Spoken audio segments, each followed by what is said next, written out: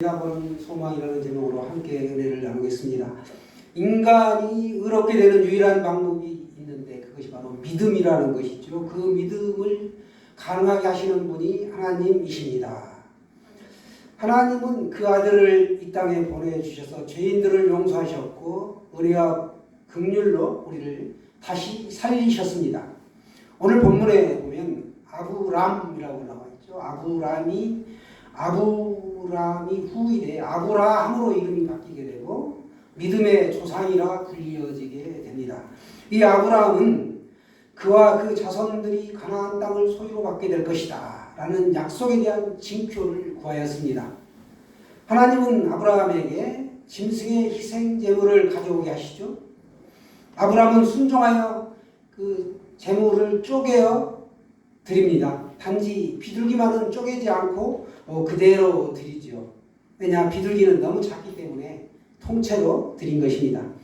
이렇게 제물을 드리고 하나님의 응답을 종일 기다렸지만 응답이 오지 않는 겁니다. 솔개가 수시로 와가지고 그 제물을 쪼아대려고 하니까 그 달려드는 솔개를 쫓으면서 이렇게 피곤하게 하루를 기다렸습니다.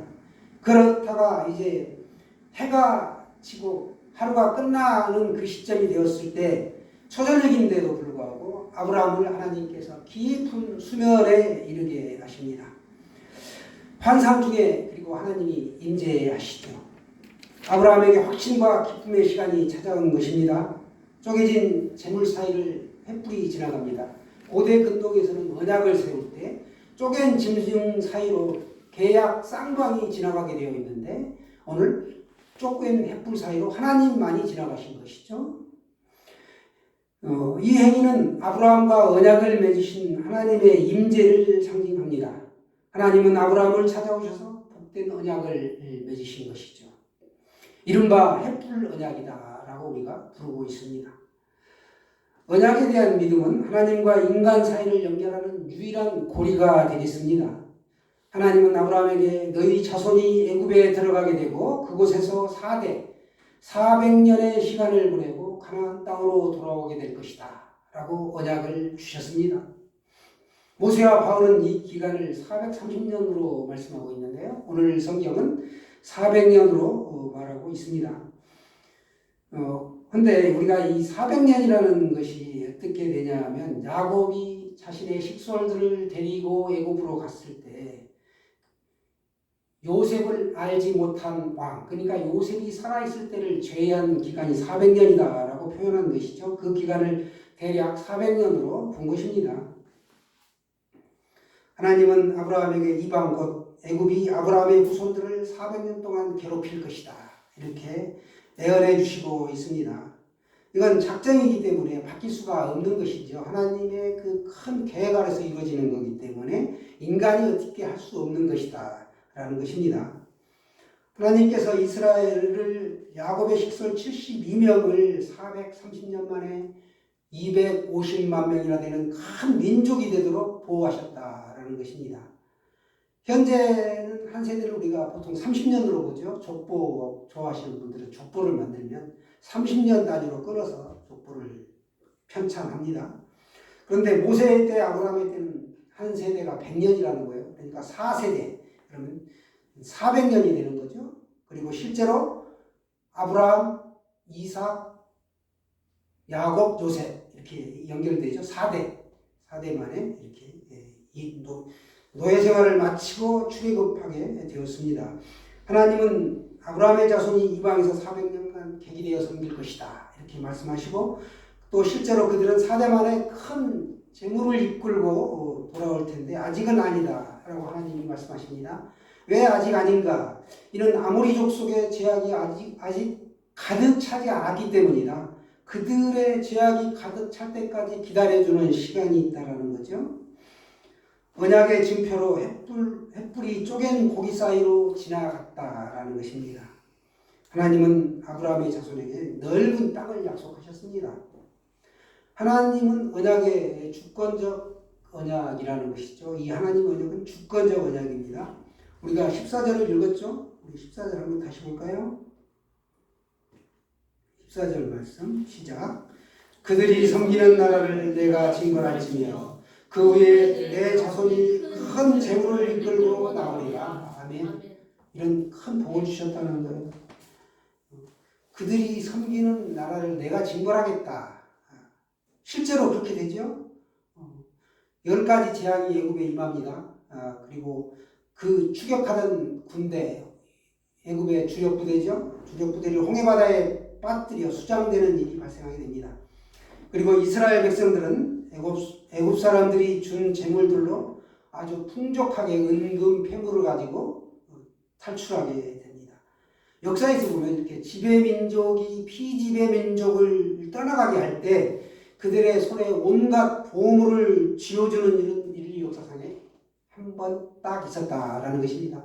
우리 민족도 일제 36년에 치하에 있었고 일본에서 거주하는 사람들이 있었는데 우리나라로 돌아올 때 은근 보물을 가지고 올 수가 없었죠. 그 재산을 다 놔두고 가는 겁니다. 15절 말씀 우리 연이어 보겠습니다. 시작. 너는 장수하다가 평안히 조상에게로 돌아가 장사될 것이요. 아멘. 아브라함의 미래를 예측해 주십니다. 너는 장수하다가 평안히 돌아간다. 이렇게 아브라함의 결국에 대해서 알려주고 계십니다. 아브라함은 그러니까 자신의 미래에 대해서 훤히 알았죠. 그렇지만 자신은 그 미래에 대해서 알면서도 성실하게 하나님의 그 말씀대로 살아갔던 것입니다. 아주 특별한 복을 체험하였습니다. 그는 믿음이 정체되지 않았고 삶이 나태하지 않았습니다. 끝까지 하나님과 함께하는 삶을 견지하게 되었습니다. 하나님은 아브라함에게 그의 후손이 애굽에서 종살이를 하겠지만 결국은 내가 그들을 약속의 땅으로 인도하겠다라고 약속하셨습니다. 여기 보면 하나님은 이끌어내다라는 표현을 2번 사용하시는데요. 갈대아인의 우리에서 이끌어내겠다라는 것이 15장 7절 앞에 나오죠. 이끌어낸이라고 나옵니다. 과거형이죠. 이미 이끌어냈다. 갈대아 우리에서. 또 애굽에서 큰 재물을 이끌고 나오리라 라고 14절에 오늘 미래형으로 말씀하고 계십니다. 하나님이 가나안 땅으로 이끌어내겠다라고 약속하신 후에 어떤 일이 벌어집니까? 쪼갠 재물 사이로 횃불이 지나갔다라는 사실입니다. 이는 인간의 확실성과 일방성을 강조합니다. 하나님 홀로 말씀하시고 언약을 체결하신 것이죠. 주권적 언약에는 하나님의 사랑이 담겨 있습니다. 쪼개놓은 고기 사이를 홀로 하나님이 지나가셨다. 그리고 그 하나님의 행동에는 하나님의 사랑이 담겨 있습니다. 하나님이 주권적으로 아브라함에게 이루신 일이 있는데 그게 바로 뭔가 땅을 주시겠다라고 약속하셨고 실제로 그 약속하신 대로 다 이루어 주셨습니다. 여러 절차의 마지막에 하나님이 아브라함과 언약을 세우시고 말씀하십니다.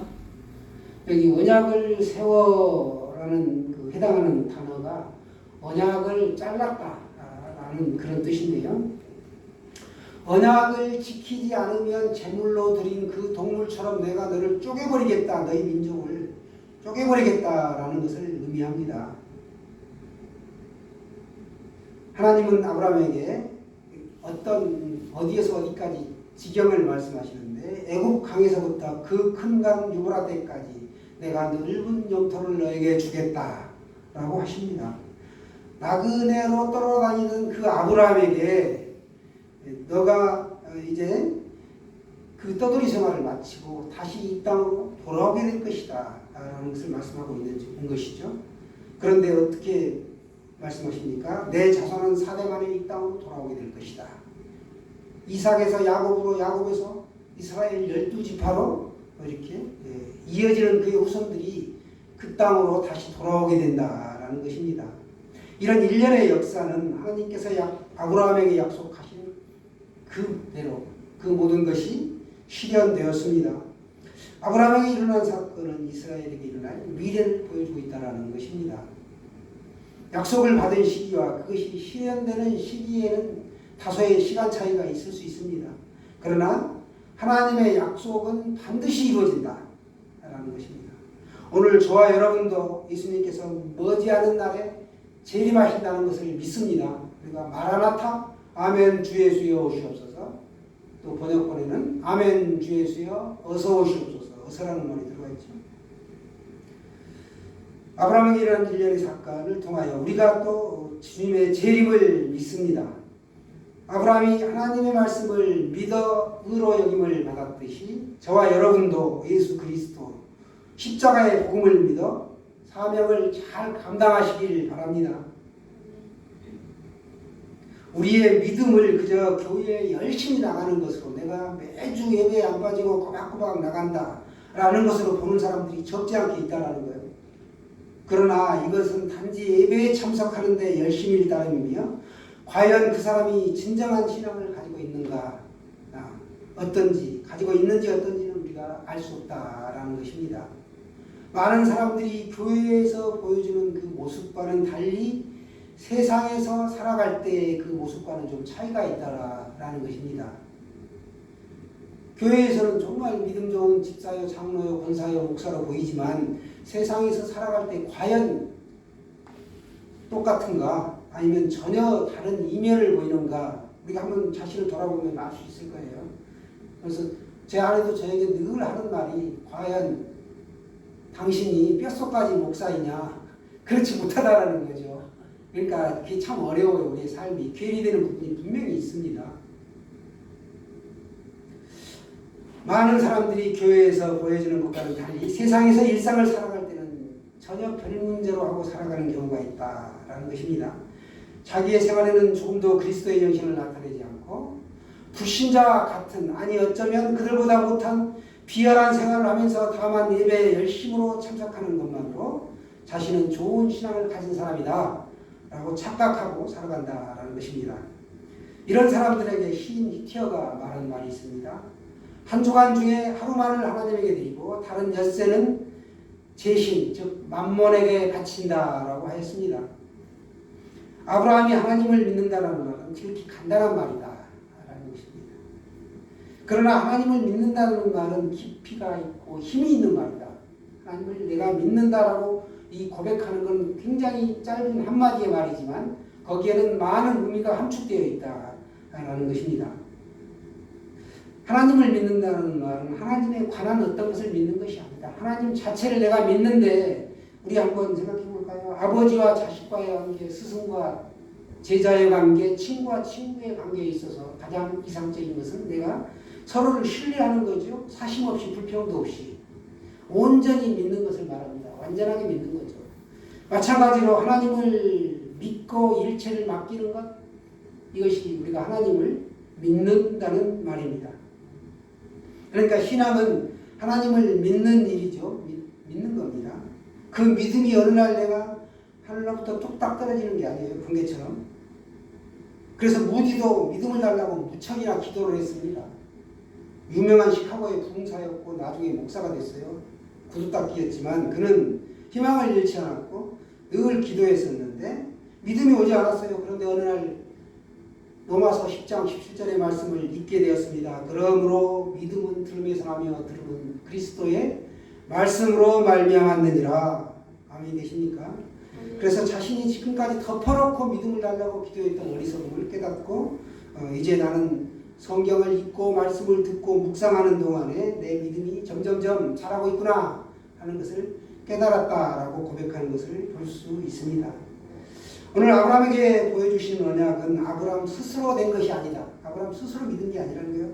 아브라함도 저도 여러분도 모두 다 하나님의 인도하심을 받았기 때문에 우리가 인도되었고 믿음으로 말씀을 받았기 때문에 우리가 믿을 수 있고 또 예배로 부르심을 받았기 때문에 우리가 예배자로 이 땅에서 살아가게 되었습니다. 그래서 우리는 두렵고 떨림으로 살아간다라고 말씀합니다. 신앙하게 되면 우리가 보통 하나님의 시각으로 하나님의 눈으로 모든 사물과 처한 형편과 처지와 나에게 주변에 모든 바라보이는 관계들을 하나님의 시각으로 보는 걸 우리가 신앙이다 라고 하는 겁니다. 거기에는 믿음의 주체가 있고 그 믿음의 주체가 예수 그리스도이죠. 여러분 인간의 불완전함을 아시면서도 하나님은 언약을 세우셨습니다. 하나님의 그 마음을 한번 헤아려 보시길 바랍니다. 나 자신이 어떠하든지 또 언약을 어김없이 지키시는 하나님은 나를 늘 신뢰했다라는 거예요. 기다려줬다는 겁니다. 우리가 하나님의 신실하심을 날마다 찬양하며 그 일방적으로 주시는 하나님의 그 약속을 받은 사람답게 하나님을 신뢰하고 멀리 내다보는 그 소망을 품고 살아가시기를 축원합니다.